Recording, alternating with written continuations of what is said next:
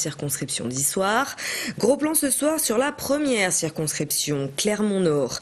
La députée PS sortante Odile Saugue est arrivée largement en tête dimanche avec 41% des voix contre 21% à son opposant de l'UMP, Jean-Pierre Brenas. En cette fin de campagne, le débat s'est invité sur le terrain de l'insécurité. Romain Duché. En campagne à la sortie d'une école à Croix-de-Néra, Odile Saugue est tout de suite alertée par une maman sur les problèmes de sécurité dans le quartier.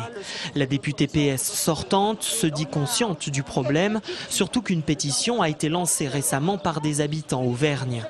Contrairement au maire de Clermont, Odile Saugue est favorable aux caméras de surveillance, mais elle déplore surtout les manques d'effectifs dans la police. Il y a aussi une très forte responsabilité dans le gouvernement précédent qui a retiré un certain nombre de policiers. Vous le savez, en ville, le préfet a mis des CRS parce qu'il n'a plus de policiers sous la main. La police de proximité a été retirée des quartiers. Donc il manque très sérieusement de moyens. Le candidat UMP Jean-Pierre Brenas, lui aussi, reprend le thème de l'insécurité dans cet entre-deux tours. Défenseur de la vidéoprotection depuis des années, il refuse la police de proximité, mais souhaite plutôt que la police municipale soit armée. Il y a une vraie délinquance, les gens en souffrent, les abribus volent en éclats. Les cabines téléphoniques, il y a des violences, des vols à l'arraché, tout cela est rémanent dans cette circonscription et la gouvernance en place, le système Saugue-Godard porte une lourde responsabilité.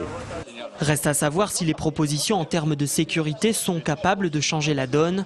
Odile Saugue part largement favorite dans cette circonscription où François Hollande a réalisé 64,5% au deuxième tour de la présidentielle.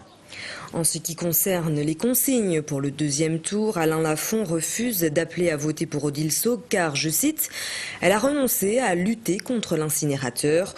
Odile Saugue a néanmoins reçu le soutien d'Europe Écologie Les Verts et du Front de Gauche, bien décidé, je cite, à faire barrage à la droite.